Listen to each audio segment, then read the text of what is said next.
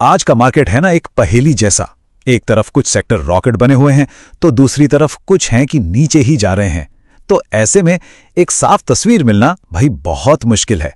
तो चलिए इस विश्लेषण में हम एक एक्सपर्ट की नजर से इस पूरी उलझन को सुलझाते हैं और एक क्लियर कट रोड मैप बनाने की कोशिश करते हैं।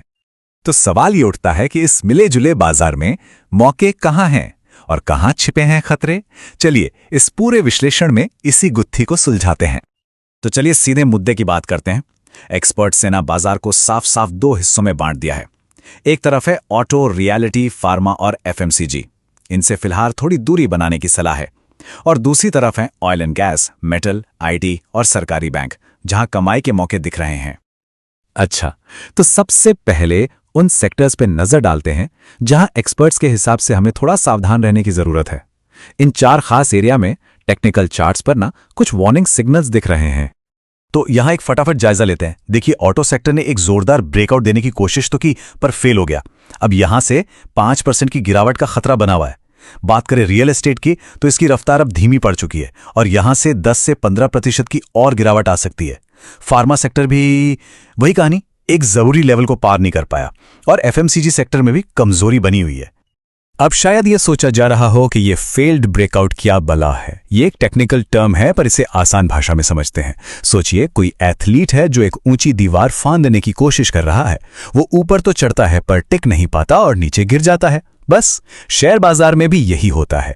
जब कोई स्टॉक या इंडेक्स एक जरूरी लेवल को पार तो कर लेता है लेकिन वहां खुद को संभाल नहीं पाता तो अक्सर उसके बाद एक तेज गिरावट आती है। और ऑटो सेक्टर में ठीक यही हुआ है। इस नाकामी का मतलब है कि इंडेक्स वापस 25,000 के लेवल तक आ सकता है जहां से उसने पहले उछाल लिया था। टीवीएस मोटर जैसे स्टॉक इसके अच्छे उदाहरण हैं, जिनके इसी ट्रेंड को फॉलो करने की काफी संभावना है। चलिए अब जरा नेगेटिविटी से बाहर निकलते हैं और पॉजिटिव साइड देखते हैं। अब बात करते हैं उन सेक्टर्स की जहां विश्लेषण के मुताबिक अच्छी खासी तेजी और मौके नजर आ रहे हैं। तो यहां बाजार की मजबूती के 4 बड़े स्तंभ दिखाई दे रहे हैं। पहला, ऑयल एंड गैस, ये अच्छी रिकवरी दिखा रहा है और एक बड़े ब्रेकआउट के बहुत करीब है। दूसरा, मेटल सेक्टर, एक सफल रीटेस्ट के बाद इसने अपनी बढ़त जारी रखी है, जो कि एक बहुत ही पॉजिटिव साइन है। तीसरा है आईटी सेक्टर, जो एक नया ऑल टाइम हाई बनाने के लिए अपना बेस तैयार कर रहा है। और आखिर में सरकारी बैंक, जो ब्रेकआउट के बाद लगातार मजबूत प्रदर्शन कर रहे हैं। अच्छा, तो अब ब्रॉड सेक्टर्स की बात हो गई। अब आते हैं कुछ खास स्टॉक्स पर। एक्सपर्ट ने कुछ चुनिंदा शेयरों पर खरीदने, बेचने या फिर होल्ड करने की एकदम साफ साफ सलाह दी है। तो पहला नाम है बजाज कंज्यूमर, जिसमें एक शॉर्ट टर्म ट्रेड का मौका दिख रहा है। सलाह यह है कि इसे करीब करीब 323 रुपए के आसपास खरीदें। स्टॉप लॉस रखना है 308 रुपए पर और टारगेट रहेगा 345 रुपए 60 पैसे का। मतलब एंट्री, स्टॉप लॉस, टारगेट सब कुछ बिल्कुल क्लियर है। अब बात करते हैं केपीआईजे एनर्जिया की। यहां सलाह बहुत सीधी और सख्त है। स्टॉक लगातार गिर रहा है, अपने सबसे निचले स्तर पर है, इसलिए इससे बाहर निकलने की सलाह दी गई है। यहां तक कि अगर थोड़ा बहुत नुकसान भी हो रहा हो तो भी। और पिछली स्लाइड से ठीक उल्टा, एटीजीएल और जेएसडब्ल्यू इंफ्रा के लिए लॉन्ग टर्म इन्वेस्टर्स के लिए एक जबरदस्त खरीद की सलाह है। यहां कहा गया है कि हर गिरावट को एक मौके की तरह देखें और अपने पोर्टफोलियो में इसे और जोड़ें।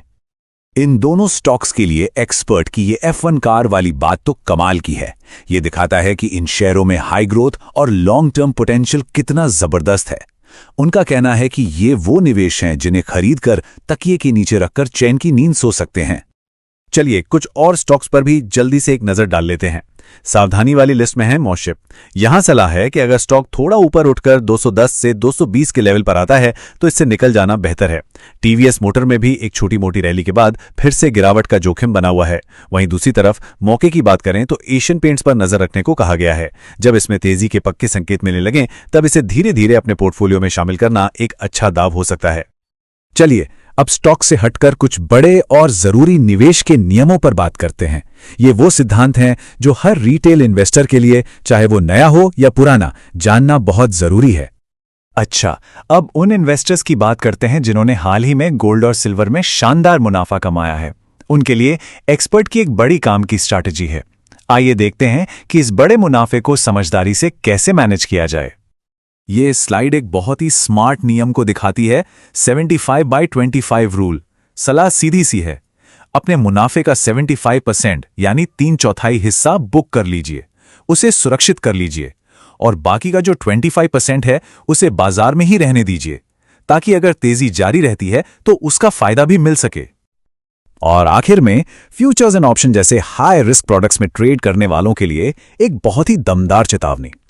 एक्सपर्ट का यह सवाल हर ट्रेडर को खुद से जरूर पूछना चाहिए। अगर आप डिलीवरी में छोटी कैपिटल से पैसा नहीं बना सकते तो ये कैसे सोच सकते हैं कि एक लीवरेज्ड प्रोडक्ट से बना लेंगे? बहुत गहरी बात है।